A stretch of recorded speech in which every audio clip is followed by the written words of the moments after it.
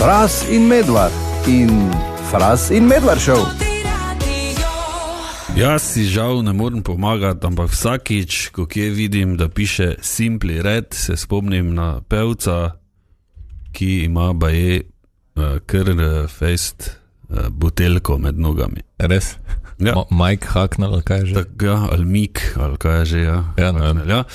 V glavnem tudi eno plaketo enkrat prejel, to pač vedno povem, ker bi naj baje povalal, ne vem, 3000 plus od nekega društva. Kako društvo? Ja, ne vem, društvo za štetje Gajban, ali kaj te zve. Ne vem. Dobro. V glavnem vedno, no. Pa glede na to, da vsaj meni osebno ni glih najbolj lušen moški na svetu, kak, mislim. Ja. V bendu je, pa govori se, da ima buteljko, to je dovolj, se mi zdi. Ja, no, ker pravijo včasih eni, da ni važno, ne, kak je veliko. Ja. Ampak verjetno je tukaj tudi radovednost posredi, ne? Samo toliko, da bi... Ali je? Da bi videli. Je res? Okay. Čakaj, grem gledat. Daj. V glavnem, to je prvo, na kaj jaz pomislim. Super. No, vidiš. In odkar si to povedal, jaz tudi. In mogoče zdaj tudi vi. Zdaj razjasniti, Fras je za vse skupaj, za nas, za navdušence nogometne raziskoval, kdaj se torej prične danes, kdaj je otvoritvena slovesnost, ki jo pravi, pač moramo spremljati. Ja, torej, zdaj tudi Tanja mi je malo pomagala, ki je pisala na 051-220-220, pravi, da je 17:30 otvoritev v Mehiki, ampak ko sem šel gledat, piše GMT, Greenwich Mean Time, mi smo na GMT plus 2, na več straneh sem pogledal te različne časovne pasove in nekako skalkuliral, da je ob 19:30, torej danes pri nas. Pri nas, okej. Ja. Okay. Se prične, kar tudi sovpada s tem, tekma je ob 9. Ja. Piše, da so te otvoritvene 90 minut pred začetkom tekme, tako da. Tako. 21 minus 90. Štima, ne, po uri. Moglo bi štimati. Ja, tudi po sporedu, če pogledate, piše ob 19:30, da se vse skupaj prične, ne, tako da bi moglo biti. Sicer pa praviš, da ni to edina otvoritvena slovesnost, ne? Ne, tudi jutri je potem, ne, v Los Angelesu, pa potem še v Kanadi. Ja, ampak tisto več ne velja.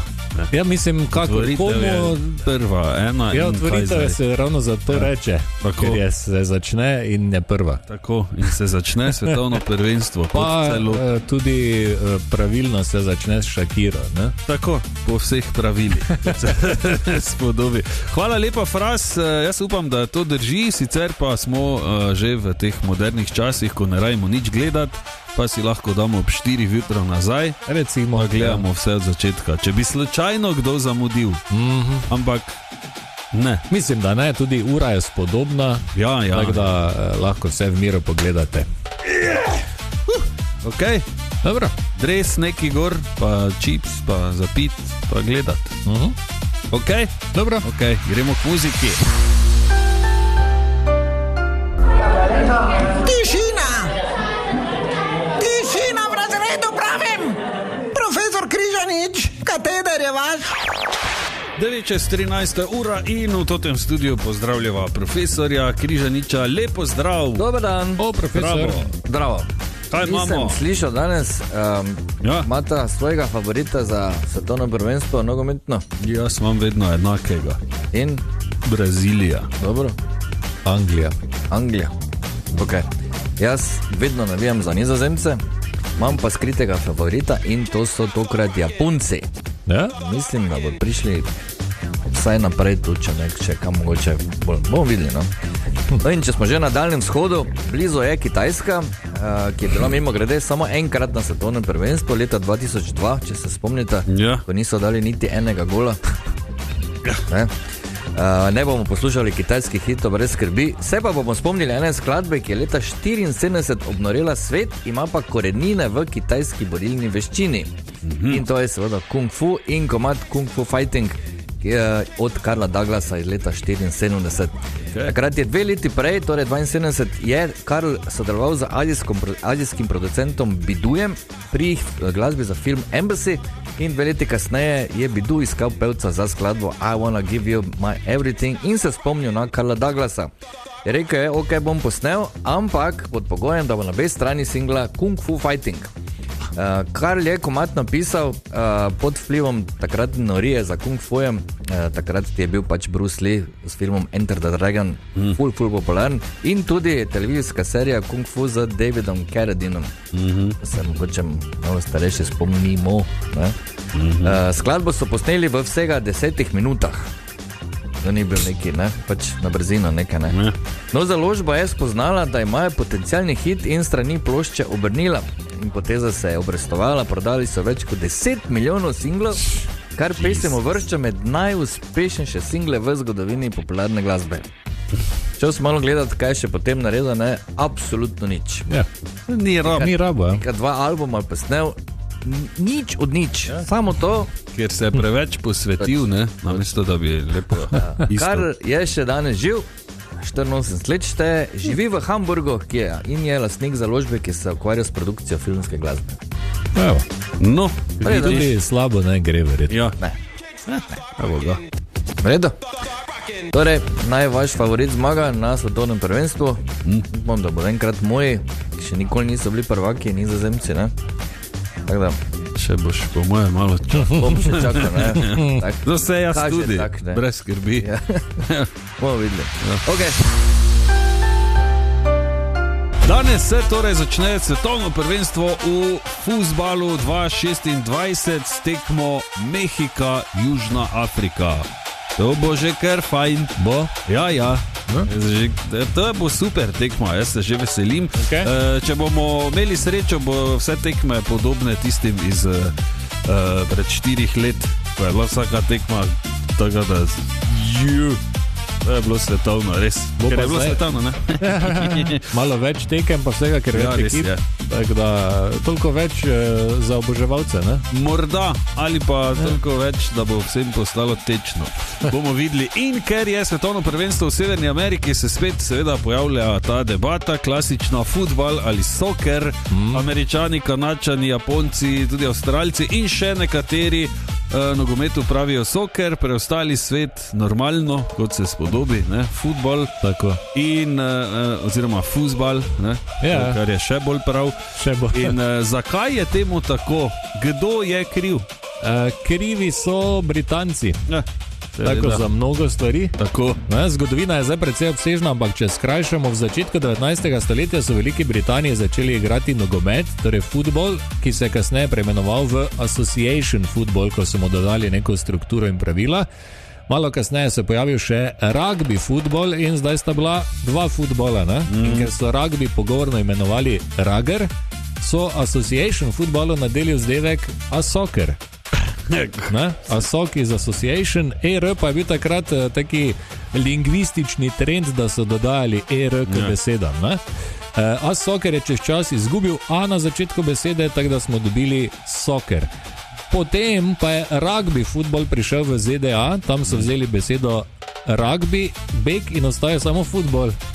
Kaki tarutli. V Angliji pa je med tem rugby futbol postal samo rugby, ne? Tam so ravno kontra vzeli bek, Association Football pa se je spremenil v futbol. Super. Tako da, kaj je torej Američanom preostalo, da lahko športa razlikujejo, da za nogomet uporabijo besedo soccer, ki se je oblikovala v Veliki Britaniji, oni pa torej držijo futbol. Ne? Tudi Britanci so besedo soccer uporabljali še kar dolgo, še v 20. stoletje se mi zdi, ampak dan danes torej v glavnem uveljavi v ZDA, Kanadi, na Japonskem, po večini tudi v Avstraliji. In krivi so Britanci. Tako. Kot za mnogo stvari. Tudi za Američane. Ja. Evo, in za njihov nivo inteligence, očitno tudi. Zveza prijateljev mladine Maribor bo tudi letos med poletnimi počitnicami pripravila številne aktivnosti za otroke in mladostnike. Med 30. junijem in 29. avgustom pripravljajo program imenovan Počitnice s prijatelji v Mariboru. Lepo. In ta bo vključeval ustvarjalne delavnice, tematske aktivnosti, potepanja po mestu in seveda tudi druge dogodke. Od 29. junija do 28. avgusta pa bo potekalo tudi počitniško varstvo. Ja, in uspešni so bili na razpisu Ministrstva za delo, družino, socialne zadeve in enake možnosti, zato bodo ob podpori mestne občine Maribor vsak teden zagotovili 24 brezplačnih mest v počitniškem varstvu.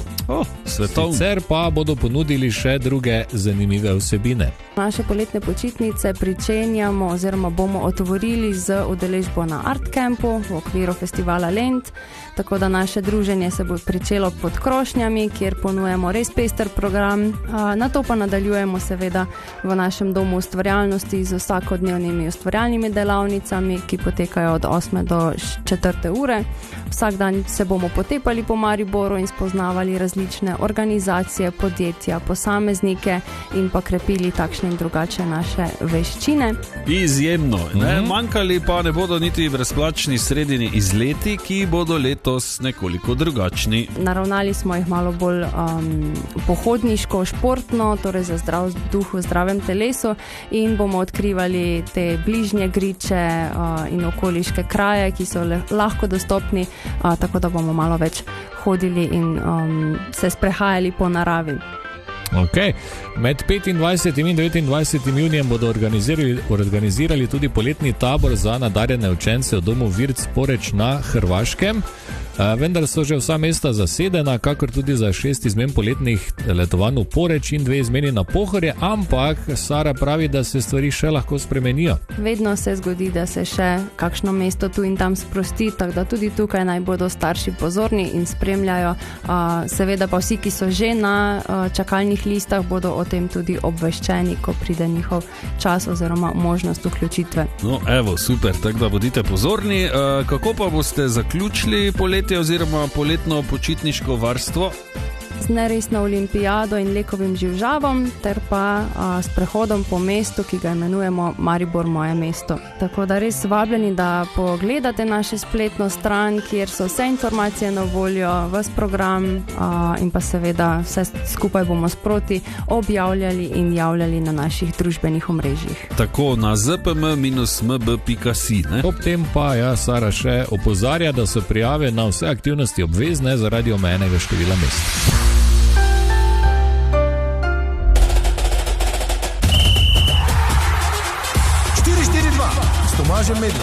Dobrodošli v drugem delu nogometne radijske oddaje 442, tudi radio in medobčinska nogometna zveza Maribor smo se povezali z namenom, da širši javnosti predstavimo manjše nogometne klube, ki pa za slovenski nogomet niso nič manj pomembni. In tokrat sem obiskal športno društvo Rogoza oziroma nogometno šolo Roho. Društvo je bilo ustanovljeno leta 1963, nogometna šola Roho pa pred 10 leti. In nedavno so tam prenovili eno igrišče, položili umetno travo, tudi reflektori so novi, tudi klubski prostori so bili deležni nekaterih prenov. In s podpredsednikom kluba Robijem Vrbancem sva govorila tudi o tem, ali zaradi teh prenov in boljših pogojev želijo tukaj trenirati tudi drugi. Kako je s tem? Dajemo v najem oziroma to dela občina v sklopu športnega društva, seveda, ker skrbimo za vse skupaj, pride pa kar dosti ekip, tako da smo kar popolnjeni. No? Tudi mednarodno? Ali... Tudi mednarodno, tako. Se pravi, se pripeljajo v Rogozo?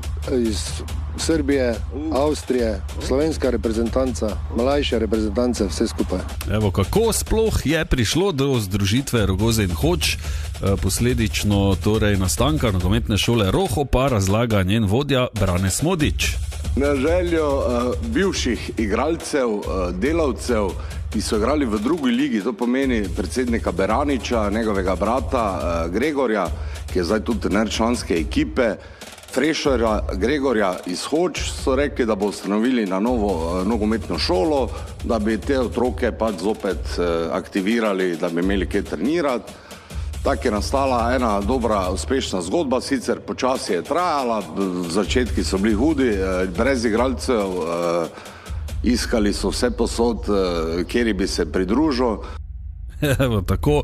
Seveda pa je treba poudariti, da je pri nogometni šoli Roho, kjer je trenutno opisanih okoli 200 otrok, začel tudi naš, verjamemo, da bodoči superzvezdnik. Kdo točno? Recimo iz te nogometne šole je začel Taj Žnudrl tudi, ne? Vsi vemo, en najbolj perspektivnih golmanov trenutno, ki brani za Dinamo. Tako, evo, sicer pa imajo v Rogozi tudi ekipo veteranov in kako točno je tam, razlaga podpredsednik ŠD Rogoza, Robi Vrbanec. Tam pa ja, ker tam smo pa sami znalci. Tam je pa kar pestro, ker je to skoraj kot finale lige prvaka, vsaka tekma, ne? Na nož, v bistvu. Tako, ja, poškodbe in tako, to je čist vsak danik. Na koncu pa tudi spijemo pivo, pa je tudi ok. Tako, ne, kot se spodobi. V Rogozi pa je treba izpostaviti še eno posebnost in sicer legendarni valjar za teptanje igrišča, ki je baje starejši od kluba samega, priključen je na mali neregistriran osebni avto, ki pa ni prvi ta avto, ne? Ja, ta je že tretji, ne? Zato ker ta valjar je vseeno težki in ja, ga kar skurimo, no. Kdo pa avto vozi na servis? To pa imamo enega gospoda, ki skrbi za vse skupaj, Danilo Štangler, brez njega pa žal ne gre. No, evo. Ob klubskih prostorih sem zasledil tudi mnogim dobro poznan temno-rdeč škaf, v katerem se dostikrat znajde, ne vem, recimo grozdje ali pa morda zelje in še kaj podobnega. Zakaj pa ga uporabljajo v nogometni šoli Roho? Za regeneracijo po treningih in tekmah. Se mrzla voda not nalije? Zelo mrzla, ja. Ledena voda in potem grejo igralci noter, da se regenerirajo. Izjemno, ne? Kako so se znašli. Naj dodam še, da ima glavno igrišče v Rogozi tudi semafor za spremljanje rezultata, da je pri njih možno najeti igrišče za odbojko na mivki, da redno gostijo dobro znano rogoško noč in da včasih, če se slučajno še spomnite, na betonskem igrišču pod betonskim odrom potekal tudi avtokrash, ne? To je, tako da je kar pokalo včasih po Rogozi. Seveda pa ostaja vsaj ena glavna želja v klubu. Vsi pa želimo seveda pokrito tribuno, kar mislim, da nam tudi bi lahko pripadalo že počasi, ne? Ampak vse razumemo, da je to vse pogojeno z financami, ampak upam, da v kratkem ali pa v bližnji prihodnosti to dobimo, no? Evo, tako je bilo torej v drugem delu nogometne radijske oddaje 442, ko smo obiskali nogometno šolo Roho, kjer so nas mimogrede čakali roglički, pa kavica, pa sok, pa še druge darile, ne, kot se reče, in seveda se jim za to še enkrat lepo zahvaljujemo. Celotne pogovore in videoposnetek drugega dela nogometne radijske oddaje 442 že najdete v audio špajzi na totiradio.si oziroma na naših družbenih omrežjih. Do naslednjič pa, kot se reče, pazite hrbet. Fras in Medvard in Fras in Medvard Show.